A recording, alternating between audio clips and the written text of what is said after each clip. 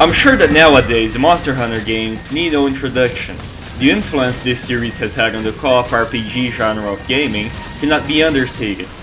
But I find it important to outline the bare basics just to be sure. Monster Hunter is a game series that focuses on hunting monsters, go figure, by yourself or alongside 3 other players so that you can gather parts of said monsters and make stronger equipment and hunt even bigger beasts, so on and so forth. Spending 11 years with the release of Monster Hunter Wilds next year, it is clearly a popular franchise that shows no sign of stopping. However, its popularity was catapulted into greater heights with the latest releases on PC, which brought in millions of players from all sides of the world to enjoy these vast and beautiful lands, myself included. Which brought me to today's topic, since I've been wondering what these cutesy little cats utilize to make such tasty looking plates in regards to the ingredients used on these meals. Considering that now there are even more players from literally the entire globe, some of them might have some dietary guidelines in regards to their IRL situation. Before each titular monster hunt, there is a great degree of preparation required to assist in bringing in those resources that just seem to never drop, such as the preparation of health items, ammo for your weapons, traps and such. But one of the most important aspects of a hunter's arsenal in regards to preparation and buffs is the meal they consume in the hub, each of them being a different arrangement of ingredients beautifully crafted into what seems to be a 3-star Michelin meal. That is what brought me into researching this topic, since curiosity hit hard and just didn't seem to go away. In this analysis, I have been studying thoroughly most if not all food and eating animations and the ingredients that are also mentioned in-game, in all games I have access to see if Muslim, Jewish or even vegan people need not to worry about what their in-game characters might be eating.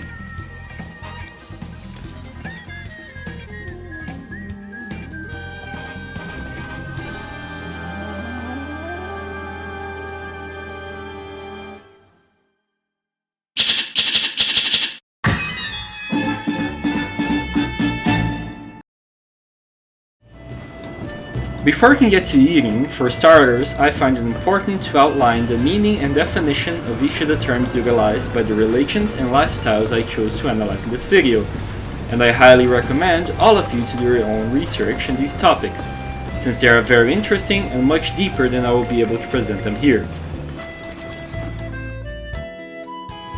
Firstly, I will outline the meaning of halal and haram. From what I've gathered both on Google and research with much wiser people than me, halal could be roughly translated into lawful, which means basically foods that are in accordance to Allah's laws. That meaning all foods pork and pork related, certain birds, reptiles, animals slaughtered not in His name, bloody food and alcohol are haram and completely off the table for a Muslim Monster Hunter player. Since we can't really tell if the palipos that sacrifice the animals and cook them are doing so accordingly to Allah's laws, we will give them the benefit of the doubt and assume they do. So, our standards here are no pork, no disrespect to the animals being cooked, and no alcohol. As for kosher, translating to adequate, in Jewish tradition are foods that are in accordance with the Jewish Torah and follow the laws called kahrut, which exclude the consumption of animal blood, rabbits and pigs, animals not slaughtered in the sheshitah manner, the mixture of meat and milk, the mixture of fish and meat, and other products, i.e. industrialized food, that don't carry the kosher stamp. And lastly, veganism, to grossly oversimplify it, is basically not consuming any animal products or byproducts, such as beef, chicken, fish and the like, and their dairy, eggs and such. I'll be honest here, the ingredients are very clear, but we'll be doing a lot of assumption in regards to how the animals were prepared and where the other ingredients were sourced from. For the sake of the argument, I'll assume everything's according to all the stuff mentioned earlier. So now, let us not delay it any further and get right down to the nitty-gritty.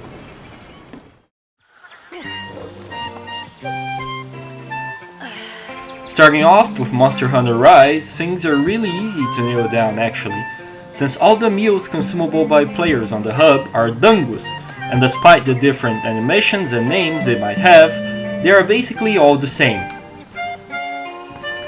which are tiny balls made of rice flour mixed with uruchi rice flour and glutinous rice flour. According to Google, which as far as I'm aware, no culture outright bans the consumption of rice and its byproducts.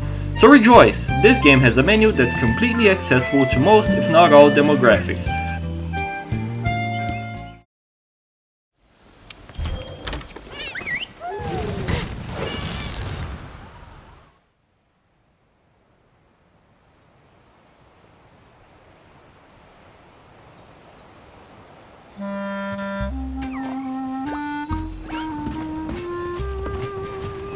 Moving our lenses back to Monster Hunter World, things get a little deeper.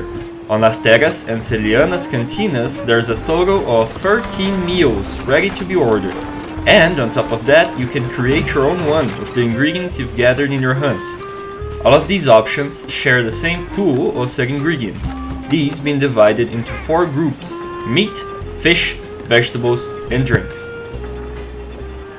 We already run into a few problems with one of these groups, the drinks, which explicitly include alcoholic beverages, such as the Dragon Ale, the Demon Tiger Brew, the Wyvern Amber Ale, the Golden Fish Brew, the Dragon Killer Sake, the Hunter's Brew, the Star Brandy, the Master Ale, the Ratha Whiskey, the Azteca Beer, the Blessed Wine, the Auspicious Ale, the Bugger Brew, Fortified Honey Wine, the Entrancing Alembic, the Tequila de Locos, the Glacial Vodka, the Toasting Tequila, the Snow Melt Snifter, and the Crystal Quaff. And alongside all of those alcoholic beverages, there are 4 others that I believe are not actually alcoholic. See the Tater Mud, the Great Horn's Gulp, the Frostspeak Fizz, and the Searing Spirit. So, in conclusion, these drinks would be halal and haram. These drinks would be kosher, and surprisingly, most of these drinks would be vegan friendly.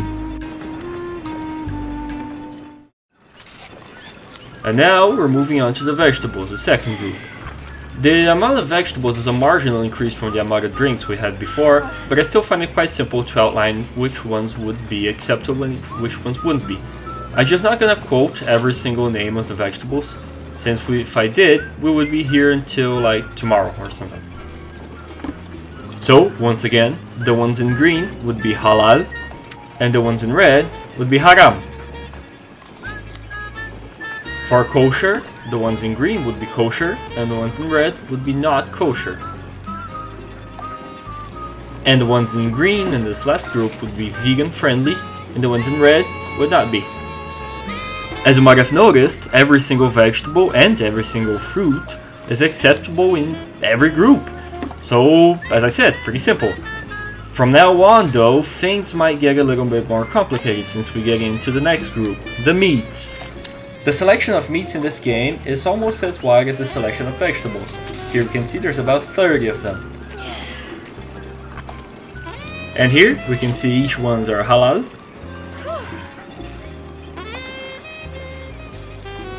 Moving on, we can see which ones happen to be kosher. And as expected, there are no vegan options in the meat category. After doing research for this group of meats, I was actually kind of pleasantly surprised. I expected that it would be a whole lot less food available for all of these groups of people. And here for the last group of ingredients, before we can move on to the animations, are the fish, which once again have about 30 options of ingredients shown here. I couldn't find the straight answer if crabs were halal, so just to be sure I put them all in haram. There are this many non-kosher fish because most of them do not have scales or fins. And once again, there are no vegan-friendly options here because all of them are fish and fish byproducts, which are animal products. And now with this, we are done with the ingredients. Now we can move on to the fun part, the cooking animations.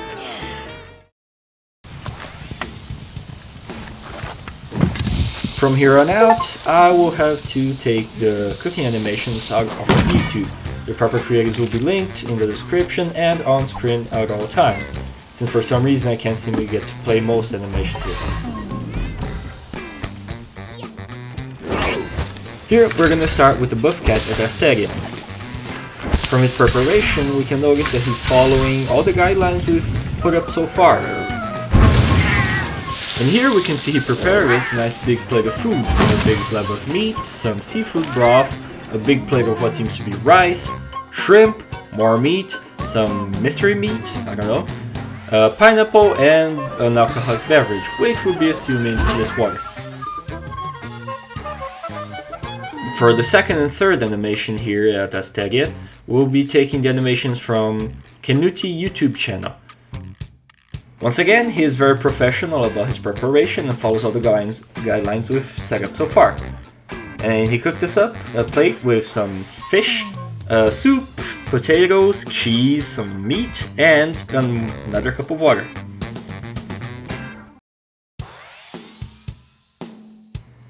And for our third and last plate here at Asteria, he goes business as usual, cooks us up some nice meat without any dilly-dallying on the preparation. He cooks us up some turkey, some more soup with something, I don't know what it is in there, potatoes, sausages, cheese, shrimp, meat, more mystery meat, and another big cup of water.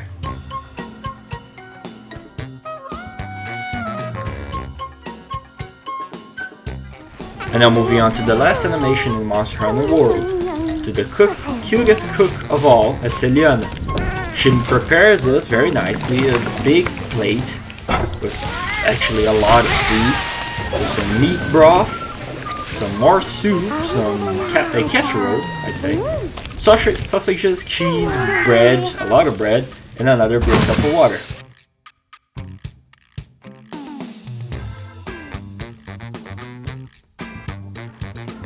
On all of these animations we can see that our hunter clearly eats everything on their plate, despite being like a massive amount of food, so we'll be judging them on that basis.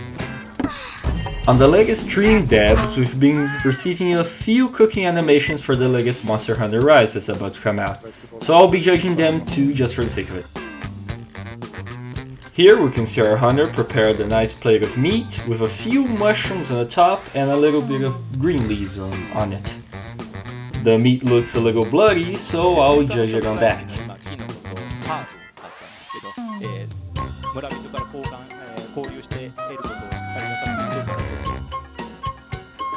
Despite the quality of this video being horrendous, so that's on me guys, sorry, we can still see what is being cooked here, which is a big head of cabbage and a few more mushrooms, which is a complete veggie meal. First timer for the Monster Hunter series, I'd say.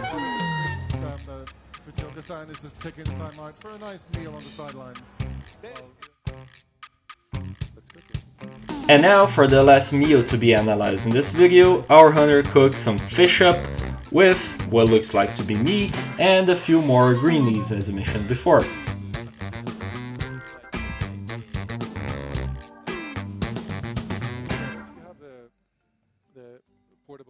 Resources on you, you can use these. And that's it. The video is over. I would like to thank you for watching. I like to ask, it's a YouTuber tradition, I think. I like to ask you to like and subscribe and everything that comes along with that. And I'd like to have a few unscripted closing words here with you people. First of all, this video could be continued with the other games and with Monster Hunter Wilds that's gonna release like very soon. I can't guarantee anything that the next video might come out in time. This one took already a few years on the making. Being a newbie at Premiere really isn't that good a deal if you're trying to make videos, I'd say. All of the people I have to credit, all of the people I have to thank are on screen right about now. And once again, thank you for watching. I'll be seeing you whenever.